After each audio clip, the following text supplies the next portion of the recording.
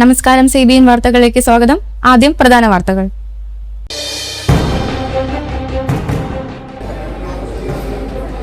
Ration കടകളിലേക്ക് യഥാസമയം അരി എത്തിക്കണമെന്നാവശ്യപ്പെട്ടും ജനങ്ങൾക്ക് ലഭിക്കേണ്ട റേഷൻ സാധനങ്ങൾ കരാറുകാരൻ മറച്ചുവെക്കുകയാണെന്ന് ആരോപിച്ചും സനീഷ് കുമാർ ജോസഫ് MLA ഉപരോധ സമരം നടത്തി. ഇവിടെ ഇപ്പോൾ ബഹുമാനപ്പെട്ട MLA അടക്കമുള്ള ജനപ്രതിനിധികളും അതുപോലെ ധവളപത്രം, ബഡ്ജറ്റ്, കേരള വികസനം എന്ന വിഷയത്തിൽ സംസ്ഥാന ജീവനക്കാരുടെയും അധ്യാപകരുടെയും നേതൃത്വത്തിൽ ചാലക്കുടി പോസ്റ്റ് ഓഫീസ് പരിസരത്ത് സായാഹ്ന ധർണ സംഘടിപ്പിച്ചു. പക്ഷേ അവിടെ നിന്നുകൊണ്ട് അവിടുത്തെ സത്യപ്രതിജ്ഞ ചടങ്ങ് മുതൽ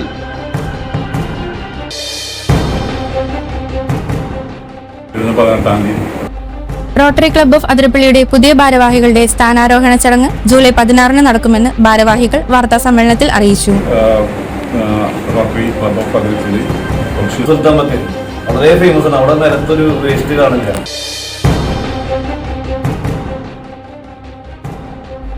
സംസ്ഥാനത്തെ വൈദ്യുതി പ്രതിസന്ധി രൂക്ഷമാകുന്നതിനിടെ KSEBക്ക് ആശ്വാസം.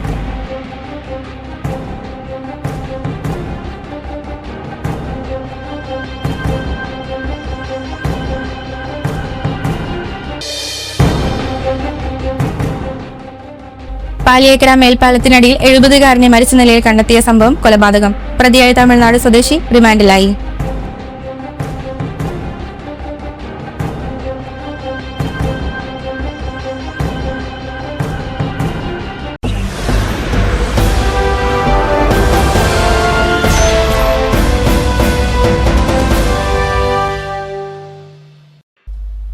വാർത്തകൾ വിശദമായി.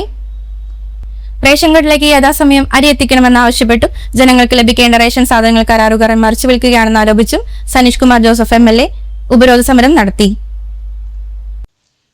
കൊമ്പിടിഞ്ഞമാക്കലിലുള്ള സിവിൽ സപ്ലൈസ് ഡെപ്പോയിലെത്തിയായിരുന്നു MLA ഉപരോധ സമരം നടത്തിയത്.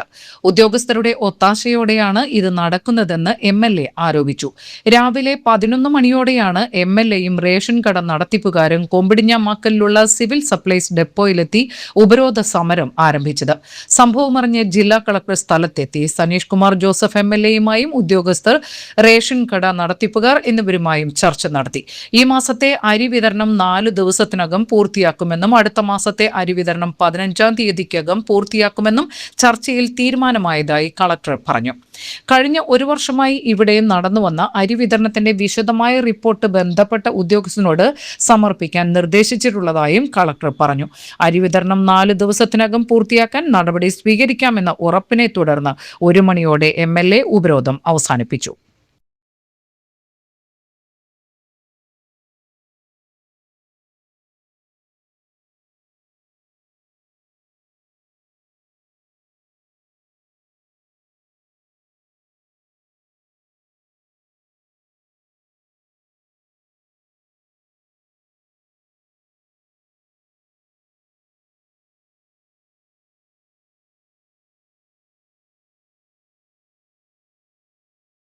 ഇവിടെ ഇപ്പോൾ ബഹുമാനപ്പെട്ട MLA അടക്കമുള്ള ജനപ്രതിനിധികളും അതുപോലെ കുറച്ച് റേഷൻ കട ഉടമകളും കൂടി ഇവിടെ ഇന്ന് ചാലക്കുടി താലൂക്കിന്റെ FCIയുടെ ഗോഡൌണിൽ ഒരു ചെറിയ ധർണ അവർ നടത്തിയിട്ടുണ്ടായിരുന്നു. അപ്പൊ അതിനുള്ളിൽ മനസ്സിലായത് കരാറ് പ്രകാരമുള്ള രീതിയിൽ 15-ാം തീയതിക്കകം നമ്മുടെ ഈ താലൂക്കിൽ അരി വിതരണം നിലവിൽ നടക്കുന്നില്ല എന്ന് മനസ്സിലായിട്ടുണ്ട്. അതുപോലെ തന്നെ കരാറുകാരൻ കൃത്യമായിട്ടുള്ള വണ്ടികൾ കരാറ് പ്രകാരമുള്ളത് നൽകുന്നില്ല എന്ന് ഇവിടുത്തെ ഗോഡൌണിലെ അസിസ്റ്റന്റ് മാനേജറും അറിയിച്ചിട്ടുണ്ട്.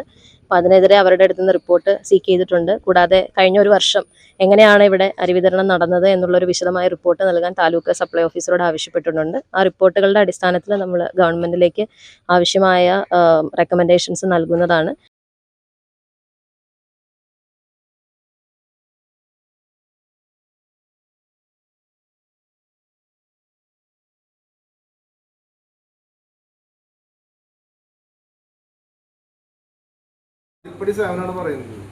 അവിടെ കൃത്യമായി തൂക്കം, ഇവിടുന്ന് തൂക്കം നോക്കി കൃത്യമായി തൂക്കം അവിടെ അളന്നു കൊടുക്കണമെന്നാണ് നടപടി. ഇല്ല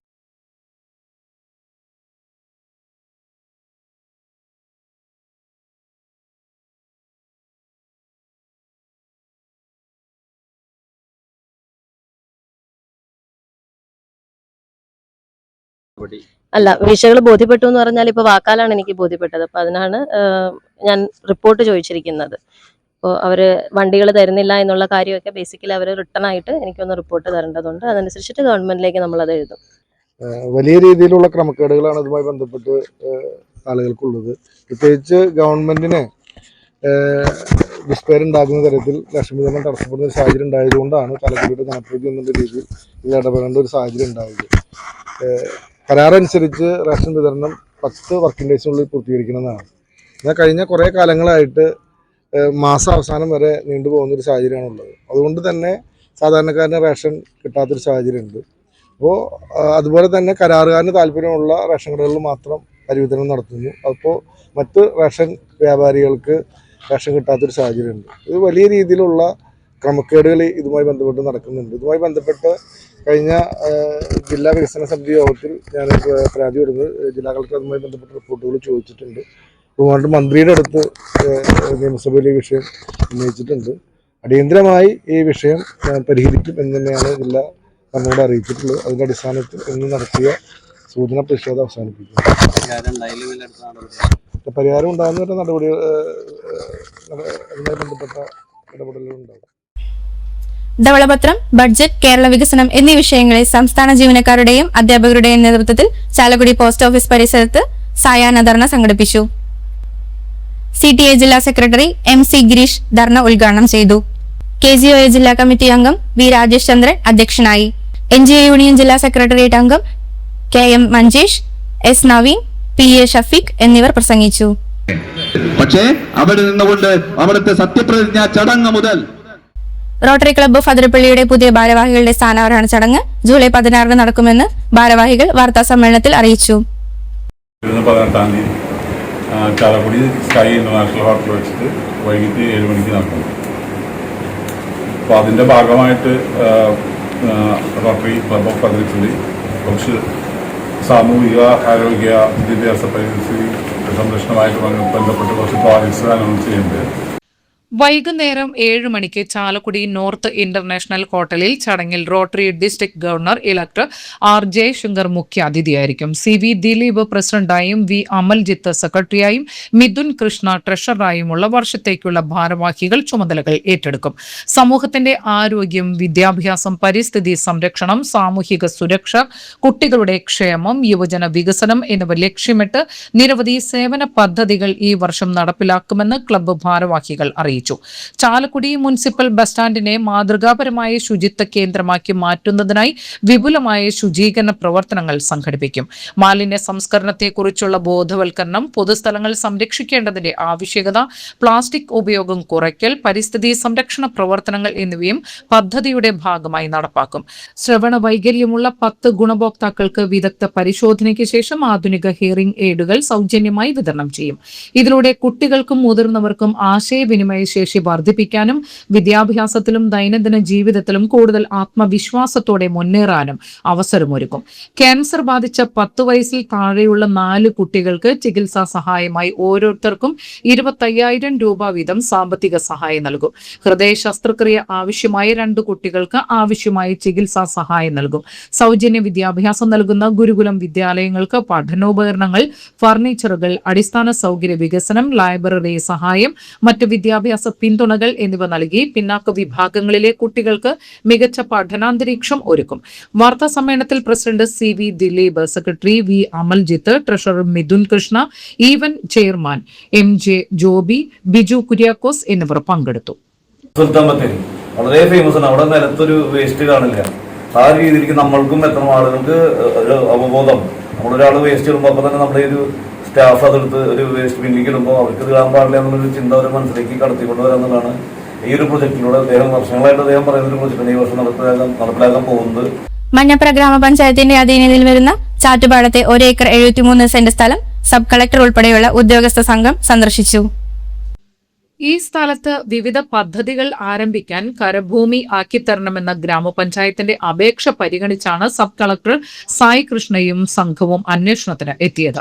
2004 മഞ്ഞപ്ര ചാറ്റുപാടം കൃഷിഭൂമി അന്നത്തെ പഞ്ചായത്ത് ഭരണസമിതി വാങ്ങിയത്. എന്നാൽ നിലവിലെ UDF പഞ്ചായത്ത് ഭരണസമിതി ഇത് കരഭൂമിയാക്കി നൽകണമെന്ന് ആവശ്യപ്പെട്ട് ബന്ധപ്പെട്ട അധികാരികൾക്ക് നൽകിയ അപേക്ഷയുടെ അടിസ്ഥാനത്തിലാണ് ബന്ധപ്പെട്ട ഉദ്യോഗസ്ഥർ കഴിഞ്ഞ ദിവസം ചാറ്റുപാടത്തെ ഭൂമി സന്ദർശിച്ച് കാര്യങ്ങൾ നേരിട്ട് മനസ്സിലാക്കാൻ എത്തിയത്. ബൃഹത്തായ വിവിധ പദ്ധതികൾക്ക് പ്രാരംഭം കുറിക്കുന്നതിന് വേണ്ടി പഞ്ചായത്ത് ഭരണസമിതി ഇക്കാര്യം തിരക്കിയപ്പോഴാണ് നിലമായി കിടക്കുന്നത് ശ്രദ്ധയിൽപ്പെട്ടത്. മഞ്ഞപ്ര കുഴിയമ്പാടത്തെ ചില ക്രഷറുകളിൽ അനധികൃതമായി കരിങ്കല്ലുകൾ കൂട്ടിയിട്ടിരിക്കുന്ന പരാതിയെ തുടർന്ന് ഈ ഭാഗത്തെ ക്വാറികളിലും ഉദ്യോഗസ്ഥ സംഘം പരിശോധന നടത്തി. പഞ്ചായത്ത് പ്രസിഡന്റ് സണ്ണി പൈനാടത്ത്, വിവിധ വകുപ്പുകളിൽ നിന്നുള്ള സർക്കാർ ഉദ്യോഗസ്ഥർ എന്നിവർ സന്നിഹിതരായി. സംസ്ഥാനത്തെ വൈദ്യുതി പ്രതിസന്ധി രൂക്ഷമാകുന്നതിനിടെ KSEBക്ക് ആശ്വാസം. 200 മെഗാവാട്ട് വൈദ്യുതി സോളാർ എനർജി കോർപ്പറേഷൻ ഓഫ് ഇന്ത്യയിൽ നിന്ന് വാങ്ങാൻ സംസ്ഥാന വൈദ്യുതി റെഗുലേറ്ററി കമ്മീഷൻ അനുമതി നൽകി. 25 വർഷത്തേക്കുള്ള കരാറിലാണ് ഇരുവരും ഒപ്പുവെക്കുക. വൈകുന്നേരങ്ങളിൽ വൈദ്യുതിയുടെ ഉയർന്ന ഉപയോഗ സമയത്ത് അനുഭവപ്പെടുന്ന കടുത്ത ക്ഷാമം പരിഹരിക്കാൻ പുതിയ കരാർ സഹായകരമാകും എന്നാണ് വിലയിരുത്തൽ. കേരളത്തിന് യൂണിറ്റിന് 2 രൂപ 93 പൈസ എന്ന താരതമ്യേന കുറഞ്ഞ നിരക്കിൽ വൈദ്യുതി ലഭ്യമാകും. വെൽസ്പൺ റിന്യൂവബിൾ എനർജി പ്രൈവറ്റ് ലിമിറ്റഡിൽ നിന്ന് വാങ്ങുന്ന വൈദ്യുതിക്ക് യൂണിറ്റിന് 7 പൈസ ട്രേഡിംഗ് മാർജിൻ ചേർത്താണ് സെക്കി KSEBക്ക് കൈമാറുക. സംസ്ഥാനത്ത് നടന്ന പൊതു തെളിവെടുപ്പിനിടെ ആവശ്യമെങ്കിൽ 500 മെഗാവാട്ട് വരെ വൈദ്യുതി നൽകാൻ കഴിയുമെന്ന് സെക്കി വൈദ്യുതി റെഗുലേറ്ററി കമ്മീഷനെ അറിയിച്ചിരുന്നു. എന്നാൽ ഈ നിർദ്ദേശത്തോട് KSEB ഇതുവരെ അനുകൂലമായ നിലപാട് സ്വീകരിച്ചിട്ടില്ല. ഇതിനു പുറമെ അടുത്ത വർഷം ജനുവരി മുതൽ 300 മെഗാവാട്ട് വൈദ്യുതി ഹ്രസ്വകാല കരാറിലൂടെ വാങ്ങുന്നതിനുള്ള ടെൻഡർ വ്യവസ്ഥകളിൽ ഭേദഗതി വരുത്തണമെന്ന് KSEB ആവശ്യപ്പെട്ടിരുന്നു. എന്നാൽ ഈ അപേക്ഷയിൽ വൈദ്യുതി റെഗുലേറ്ററി കമ്മീഷൻ ഇതുവരെ അന്തിമ തീരുമാനം എടുത്തിട്ടില്ല. സംസ്ഥാനത്ത് സ്വർണ്ണവിലയിൽ വീണ്ടും ഇടിവ്. അന്താരാഷ്ട്ര വിപണിയിലെ വില കുറവാണ് കേരളത്തിലെ ആഭ്യന്തര വിപണിയിലും പ്രതിഫലിച്ചത്. 22 ക്യാരറ്റ് സ്വർണം ഗ്രാമിന് 25 രൂപ കുറഞ്ഞ് 13,135 രൂപയ്ക്കാണ് വ്യാഴാഴ്ച വിൽപ്പന പുരോഗമിക്കുന്നത്. പവന് 200 രൂപ താഴ്ന്ന് 1,05,080 രൂപയിലെത്തി. ഈ മാസം ആദ്യം 1,03,240 രൂപയായിരുന്നു പവൻ വില. ഇത് 1,07,800 രൂപ വരെ ഉയർന്നെങ്കിലും അന്താരാഷ്ട്ര വിപണിയിലെ ഇടിവ് സംസ്ഥാനത്തെ വിപണിയിലും പ്രതിഫലിക്കുകയായിരുന്നു. 18 ക്യാരറ്റ് സ്വർണത്തിന് ഗ്രാമിന് 10,790 രൂപയും പവന് 86,320 രൂപയുമാണ് ഇന്ന് രേഖപ്പെടുത്തിയത്. 14 ക്യാരറ്റ് സ്വർണത്തിന് ഗ്രാമിന് 15 രൂപ കുറഞ്ഞ് 8,410 രൂപയും പവന് 67,280 രൂപയുമാണ് നിരക്ക്. 9 ക്യാരറ്റ് സ്വർണം ഗ്രാമിന് 10 രൂപ കുറഞ്ഞ് 5,425 രൂപയും പവന് 43,400 രൂപയിലുമാണ് ഇന്ന് വ്യാപാരം നടക്കുന്നത്. ലൈറ്റ് വെയ്റ്റ് ആഭരണങ്ങൾക്കും ഡയമണ്ട് ആഭരണങ്ങൾക്കും പ്രധാനമായും 18 ക്യാരറ്റ് സ്വർണമാണ് ഉപയോഗിക്കുന്നത് എന്നതിനാൽ ഈ വിഭാഗത്തിലും ആവശ്യക്കാർ വർദ്ധിച്ചേക്കാം. അന്താരാഷ്ട്ര വിപണിയിൽ സ്വർണ്ണവില ഔൺസിന് $12 കുറഞ്ഞ് $40-35 എത്തിയതാണ് കേരളത്തിലും വില താഴാൻ പ്രധാന കാരണമായത്. ജൂലൈ മാസത്തിന്റെ തുടക്കം മുതൽ തന്നെ സ്വർണ്ണവിലയിൽ വലിയ ഏറ്റക്കുറച്ചിലുകളാണ് പ്രകടമായത്.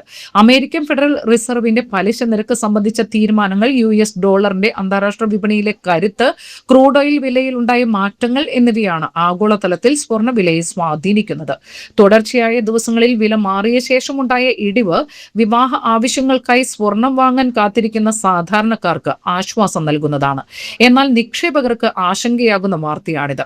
വരും ദിവസങ്ങളിലും അന്താരാഷ്ട്ര വിപണിയിലെ ചലനങ്ങൾക്കനുസരിച്ച് സംസ്ഥാനത്തെ വിലയിൽ വ്യതിയാനങ്ങൾ തുടരാൻ സാധ്യതയുണ്ട്. പാലിയേക്കര മേൽപ്പാലത്തിനിടയിൽ 70കാരനെ മരിച്ച നിലയിൽ കണ്ടെത്തിയ സംഭവം കൊലപാതകം. പ്രതിയായ തമിഴ്നാട് സ്വദേശി റിമാൻഡിലായി. തമിഴ്നാട് ധർമ്മപുരി സ്വദേശി 34 വയസ്സുള്ള പ്രഭാകരനെയാണ് പുതുക്കാട് പോലീസ് 24 മണിക്കൂറിനുള്ളിൽ അറസ്റ്റ് ചെയ്തത്. തലമണിക്കരയിൽ വാടകയ്ക്ക് താമസിക്കുന്ന പണ്ടാരപ്പറമ്പിൽ 70 വയസ്സുള്ള ചന്ദ്രനെയാണ് കൊലപ്പെടുത്തിയത്. ജൂലൈ 14 രാവിലെ മേൽപ്പാലത്തിന്റെ തൂണിൽ ചാരിയിരിക്കുന്ന നിലയിൽ ചന്ദ്രന്റെ മൃതദേഹം കണ്ടെത്തിയതിനെ തുടർന്ന് നാട്ടുകാരാണ് പോലീസിൽ വിവരമറിയിച്ചത്. തൃശൂർ റൂറൽ ജില്ലാ പോലീസ് മേധാവി മുഹമ്മദ് നദീം IPSന്റെ നിർദ്ദേശപ്രകാരം രൂപീകരിച്ച പ്രത്യേക അന്വേഷണ സംഘമാണ് പ്രതിയെ പിടികൂടിയത്. സംഭവം അറിഞ്ഞയുടൻ പുതുക്കാട് പോലീസ് സ്ഥലത്തെത്തി സീൻ ഗാർഡ് ഏർപ്പെടുത്തുകയും സയന്റിഫിക് ഓഫീസർ, ഫിംഗർ പ്രിന്റ് വിദഗ്ധർ, ഡോഗ് സ്ക്വാഡ് എന്നിവർ ചേർന്ന് ശാസ്ത്രീയ തെളിവുകൾ ശേഖരിക്കുകയും ചെയ്തിരുന്നു. പോസ്റ്റ്മോർട്ടം റിപ്പോർട്ടിൽ തലക്കേറ്റ ആഴത്തിലുള്ള മുറിവാണ് മരണകാരണമെന്ന് പ്രാഥമികമായി സ്ഥിരീകരിച്ചിരുന്നു. ചന്ദ്രൻ വർഷങ്ങളായി കുടുംബം ഉപേക്ഷിച്ച് പാലിയേക്കര മേൽപ്പാലത്തിനടിയിലാണ് തങ്ങാറുള്ളത്. ആക്രി പെറുക്കി വിറ്റാണ് ചന്ദ്രൻ ജീവിത ചെലവിന് പണം കണ്ടെത്തുന്നത്. പ്രതിയായ പ്രഭാകരനും ആക്രി പെറുക്കി വിറ്റ് ജീവിക്കുന്നയാളാണ്. ഒരാഴ്ച ഒരാഴ്ചയായി ചന്ദ്രനോടൊപ്പമാണ് രാത്രിയിൽ പ്രഭാകരൻ തങ്ങുന്നത്. കഴിഞ്ഞ തിങ്കളാഴ്ച ആക്രി പെറുക്കി വിറ്റ പണം ഉപയോഗിച്ച് പാലിയേക്കര മേൽപ്പാലത്തിനടുത്തുള്ള കള്ളുഷാപ്പിൽ വെച്ച് കള്ളു കുടിച്ചിരുന്നു. തുടർന്ന് പാലത്തിനടിയിൽ വെച്ച് ബീവറേജിൽ നിന്ന് ഇരുവരും ചേർന്ന് വീണ്ടും ഒരുമിച്ചിരുന്ന് മദ്യപിക്കുകയും ചെയ്തിരുന്നു. രാത്രി മദ്യപിക്കുന്നതിനിടെ ഉണ്ടായ തർക്കത്തിൽ ചന്ദ്രൻ പ്രതിയുടെ അമ്മയെ അസഭ്യം പറഞ്ഞതിലുള്ള വൈരാഗ്യമാണ് കൊലപാതകത്തിൽ കലാശിച്ചത്. ചന്ദ്രനെ കരിങ്കല്ലുകൊണ്ടും കോൺക്രീറ്റ് കഷ്ണങ്ങൾ കൊണ്ടും തലയിൽ എറിഞ്ഞും അടിച്ചും കൊലപ്പെടുത്തുകയായിരുന്നു. അന്വേഷണ സംഘം പല ടീമുകളായി തിരിഞ്ഞു നടത്തിയ അന്വേഷണത്തിൽ തലേദിവസം ചന്ദ്രനോടൊപ്പം കാലിൽ മുട്ടിന് താഴെയുള്ള മുറിവ് കെട്ടിവെച്ച നിലയിൽ ഒരാൾ ഉണ്ടായിരുന്നതായും അയാളെ ഇപ്പോൾ കാണാനില്ല എന്നും വിവരം ലഭിച്ചിരുന്നു. തുടർന്ന് ഇത്തരത്തിലുള്ള അടയാള വിവരങ്ങളോടുകൂടിയ ആളെക്കുറിച്ച് അന്വേഷണ സംഘം പല ടീമുകളായി തിരിഞ്ഞ് അന്വേഷണം നടത്തുന്നതിനിടയിൽ കുട്ടനെല്ലൂർ ഭാഗത്തുള്ള ആളൊഴിഞ്ഞ വീട്ടിൽ ഇതുപോലെയുള്ള ഒരാൾ ഒളിച്ചിരിക്കുന്നതായി വിവരം ലഭിച്ചത്. കുട്ടനെല്ലൂരിൽ അന്വേഷണ സംഘം എത്തി പ്രതിയെ പിടികൂടിയായിരുന്നു. പ്രഭാകരൻ തമിഴ്നാട് ധർമ്മപുരി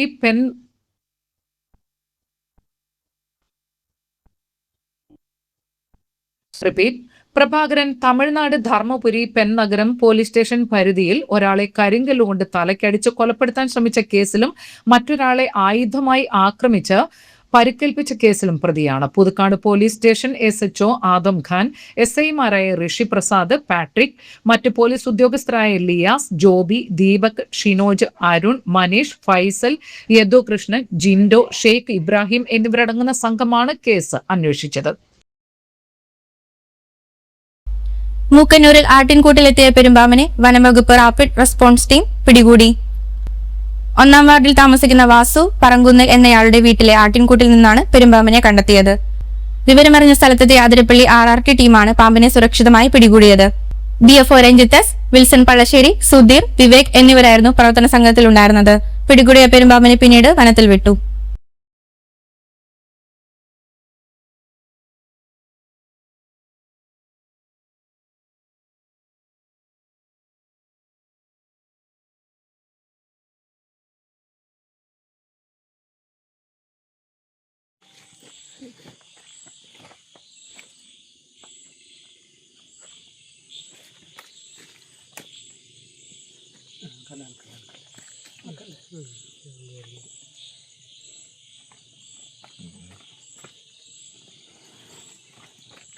സംസ്ഥാന എക്സൈസ് വകുപ്പിന്റെ ഓപ്പറേഷൻ തണ്ടറിന്റെ ഭാഗമായി ചാലക്കുടി എക്സൈസ് ചാലക്കുടി റേഞ്ചിന്റെ വിവിധ ഭാഗങ്ങളിൽ നടത്തിയ റെയ്ഡിൽ 3 അബ്കാരി കേസുകളിൽ നിന്നായി 3 പ്രതികളെ അറസ്റ്റ് ചെയ്യുകയും 26 ലിറ്റർ മദ്യം പിടികൂടുകയും ചെയ്തു. കുറ്റിക്കാട് ദേശത്തെ കുറ്റിക്കാട് വീട്ടിൽ 59 വയസ്സുള്ള റപ്പായി മുൻ അബ്കാരി കേസിലെ പ്രതിയായ മേലൂർ കൂവക്കാട്ടുകുന്ന് പനമ്പള്ളി വീട്ടിൽ ഷിബു, ഭാര്യ 54 വയസ്സുള്ള ബിജി, കുറ്റിച്ചിറ കലിങ്ങപ്പുറം വീട്ടിൽ 42 വയസ്സുള്ള രതീഷ് എന്നിവരെയാണ് അറസ്റ്റ് ചെയ്തത്. മുൻ അബ്കാരി കേസിലെ പ്രതിയായിരുന്ന രതീഷിനെ 32 കുപ്പികളിലായി 16 ലിറ്റർ മദ്യം വിൽപ്പനയ്ക്കായി കൈവശം വെച്ച് സൂക്ഷിച്ചതിനാണ് കേസെടുത്തിട്ടുള്ളത്. അതിഥി തൊഴിലാളികൾക്ക് സ്ഥിരമായി വിൽപ്പന നടത്തുന്ന ഇയാളെ റിമാൻഡ് ചെയ്തു. കോഴിക്കടയുടെ മറവിൽ മദ്യവിൽപ്പന നടത്തി വന്നിരുന്ന രതീഷ് മുൻ കേസുകളിൽ ജാമ്യം ലഭിച്ച് പുറത്തിറങ്ങി വീണ്ടും വിൽപ്പന തുടരുകയായിരുന്നു. Excise inspector Sajith KS, assistant excise inspector Sukesh Kumar Vandichalil, assistant excise grade inspector PK Unnikrishnan, preventing officer Farish, civil excise officer Sudheesh, civil excise officer driver Muhammad Shan എന്നിവരടങ്ങിയ സംഘമാണ് കേസുകൾ കണ്ടെത്തിയിട്ടുള്ളത്.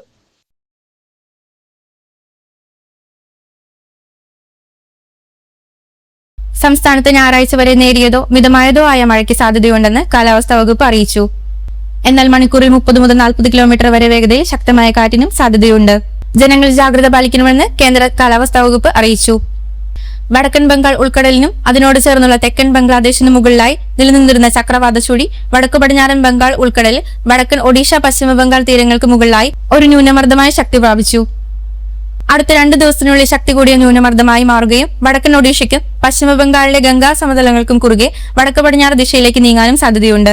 ഇതിന്റെ സ്വാധീന ഫലമായി കേരളത്തിൽ ഈ മാസം 19 വരെയുള്ള ദിവസങ്ങളിൽ നേരിയതോ മിതമായതോ ആയ മഴയ്ക്ക് സാധ്യതയുണ്ടെന്നാണ് കാലാവസ്ഥാ വകുപ്പിന്റെ പ്രവചനം. ചാലക്കുടി സേക്രഡ് ഹാർട്ട് കോളേജിൽ ഇക്കണോമിക്സ്, ജേർണലിസം ഗസ്റ്റ് ലെക്ചർമാരെ ആവശ്യമുണ്ട്. 20 തിങ്കൾ രാവിലെ 10 മുതൽ അഭിമുഖം നടത്തും. വിഷയങ്ങളിൽ ഡോക്ടറേറ്റ്, നെറ്റ്, ബിരുദാനന്തര ബിരുദത്തിന് 55% കുറയാത്ത യോഗ്യതയുള്ളവർക്കും അപേക്ഷിക്കാം. ജേർണലിസം അഭിമുഖത്തിൽ പങ്കെടുക്കുവാൻ ആഗ്രഹിക്കുന്നവർ കോളേജ് വിദ്യാഭ്യാസ വകുപ്പിന്റെ വെബ്സൈറ്റിൽ രജിസ്റ്റർ ചെയ്ത് വെരിഫിക്കേഷൻ നമ്പർ ലഭിച്ചിട്ടുള്ളവരായിരിക്കണം.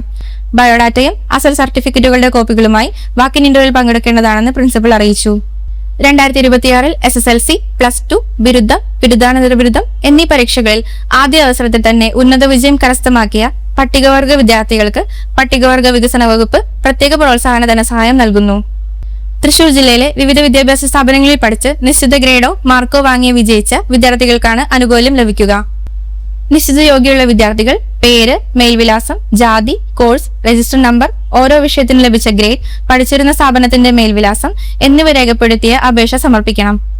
കോഴ്സ് സർട്ടിഫിക്കറ്റിന്റെ പകർപ്പ്, ജാതി സർട്ടിഫിക്കറ്റ്, ബാങ്ക് പാസ്ബുക്കിന്റെ പകർപ്പ്, മൊബൈൽ നമ്പർ എന്നിവയും അപേക്ഷയോടൊപ്പം സമർപ്പിക്കണം. അപേക്ഷ ജൂലൈ 30-നകം ജില്ലാ പട്ടികവർഗ വികസന ഓഫീസർ, ജില്ലാ പട്ടികവർഗ വികസന ഓഫീസ്, 1ാം നില, മിനി സിവിൽ സ്റ്റേഷൻ, ചാലക്കുടി എന്ന വിലാസത്തിൽ ലഭ്യമാക്കണം. കൂടുതൽ വിവരങ്ങൾക്ക് 0480-270-6100 എന്ന ഫോൺ നമ്പറിൽ ബന്ധപ്പെടാവുന്നതാണ്. ചാലക്കുടി വെട്ടുകടവ് സൈലന്റ് വാലി നഗറിൽ എലുവത്തിങ്കിൽ ദേവസി മകൻ ജോസഫ് നിര്യാതനായി. 84 വയസ്സായിരുന്നു. സംസ്കാരം വെള്ളിയാഴ്ച രാവിലെ 10 മണിക്ക് ചാലക്കുടി സെന്റ് മേരീസ് ഫൊറോണപ്പള്ളി സെമിത്തേരിയിൽ. വാർത്തകൾ ഒരിക്കൽ കൂടി.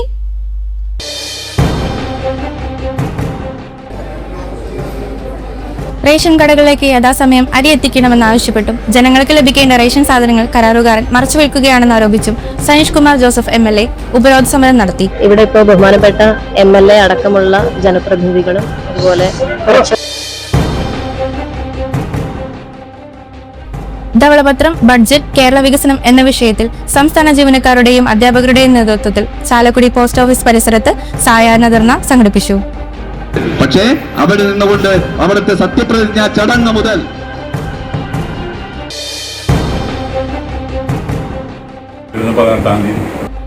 റോട്ടറി ക്ലബ്ബ് ഓഫ് അതിരപ്പള്ളിയുടെ പുതിയ ഭാരവാഹികളുടെ സ്ഥാനാരോഹണ ചടങ്ങ് ജൂലൈ 16-ന് നടക്കുമെന്ന് ഭാരവാഹികൾ വാർത്താ സമ്മേളനത്തിൽ അറിയിച്ചു. വളരെ ഫേമസ് ആണ്. അവിടെ നിലത്തൊരു വേസ്റ്റ് കാണില്ല.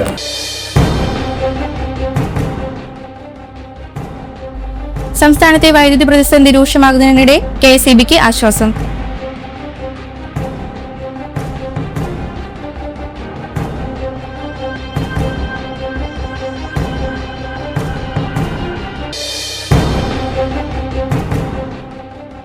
പാലിയേക്കര മേൽപ്പാലത്തിനടിയിൽ 70-കാരനെ മരിച്ച നിലയിൽ കണ്ടെത്തിയ സംഭവം കൊലപാതകം. പ്രതിയായ തമിഴ്നാട് സ്വദേശി റിമാൻഡിലായി.